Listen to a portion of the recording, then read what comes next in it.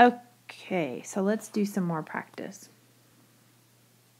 Zinc bromide. Okay, zinc right here. Now remember, it's in the transition metal group, but it's an exception to the rule. You can use a little cheater of 12 to help you remember that. So zinc has a 2+ charge. And then bromine is over here in group 17, which means it needs one more to be happy. So bromine is a -1 charge. We switch our charges and we get Zn1Br2. Remember, we don't write the ones. So the final formula for this is ZnBr2 for zinc bromide. Ammonium sulfide. Ammonium, here's a strange one. Okay, ammonium is actually this polyatomic here of NH4+, and then sulfide comes from sulfur. So we have a positive ion or cation, polyatomic cation, coming together with a negative anion of a nonmetal. So this is named just like all of our ionic compounds. You have to do your switch the charge for your formula. So we have NH4 plus 1, and sulfur is in group 16. So 6 plus 2 is 8. So our charge on sulfur is -2. We switch our charges and we get NH4. Now we have 2 of them, so remember you have to use your parentheses so that you say you have 2 of everything. You want 2 ammoniums, you don't want 2 of just the hydrogen or the nitrogen. So this, and then we'd have that 1 there next to the sulfur. Remember, we don't write the 1. So the final formula for ammonium sulfide is NH4 parentheses 2S. Iron 3 sulfate. Love the Roman numerals. That gives us the cheat. It tells us what the charge is. So that tells us that it's iron 3+. Remember, iron is right here smack dab in the middle of transition metals. That's why it has that Roman numeral 3. And then we have sulfate. Sulfate is a polyatomic because it has that ATE ending. So we look down our list to find sulfate, SO4 2 negative. SO4 2 negative. All right. Switch our charges and we get Fe2. And then because we're going to have a number more than 1, we have to use parentheses. SO4 to tell us that we want 3 sulfates to balance the charge for the iron. And that is the final formula for iron 2 sulfate, Fe2 parentheses SO4 3. Sulfur trioxide. Sulfur is over here, nonmetal. Oxide comes from oxygen, also a nonmetal. Plus, remember the tri tells us, like sort of a dead giveaway, that this is 2 nonmetals. It's a covalent compound. Since we don't have a prefix in front of sulfur, that tells us that there's just 1 sulfur. And the tri in front of oxide tells us that there is 3 oxygens. Remember, we never write ones. So the formula for sulfur trioxide is SO3. Dinitrogen monoxide. All right, so the di tells us that there are 2 nitrogens. The mon tells us that there is only 1. Mono, or mon, is the prefix for 1.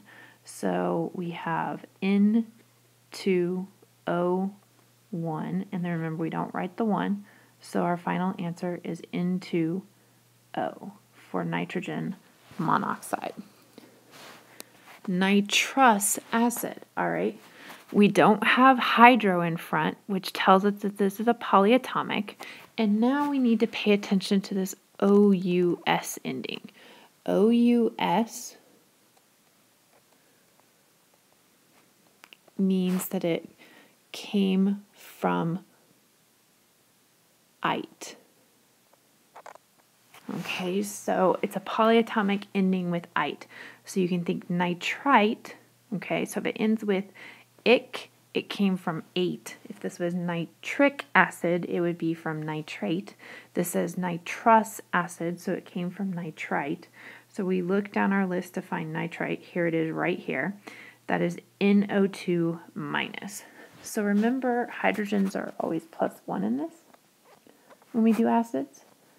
And nitrite is NO2 minus 1. So we've got 1s on both of these. We can just cancel them out, and this becomes HNO2.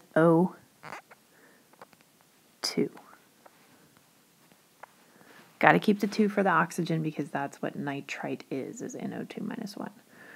Perchloric acid. Okay, so we don't have hydro in the front, which tells us this is a polyatomic. We've got this prefix per, and we've got ic on the end. Ic, remember, means 8. So this came from perchlorate. Okay, perchlorate. So let's look down our list. Perchlorate, there it is right there. ClO4 -1. So we have hydrogen with a +1. We have perchlorate, which is ClO4 -1. We switch our charges. 1s cancel out. This becomes HClO4 for our perchloric acid. Sulfur hexafluoride. Remember, these prefixes tells us that there's 2 nonmetals coming together. It's a covalent compound. Here's sulfur, here's fluorine. That's what fluoride comes from. When we don't have anything in front of the prefix on the first one, that means that there's only one of them. So there's 1 sulfur. And then hexa means 6. So that means that we have sulfur, and then the F for fluorine, and a subscript 6. Remember, you don't have to write the 1F of sulfur, it's implied. And then our last 2 examples here are both transition metals. They both have a Roman numeral of 2, which tells us that it has a charge of 2. Tin doesn't start with a T. Tin is this guy right here, SN. Okay, so even though tin is not in the transition metal block, it's an exception.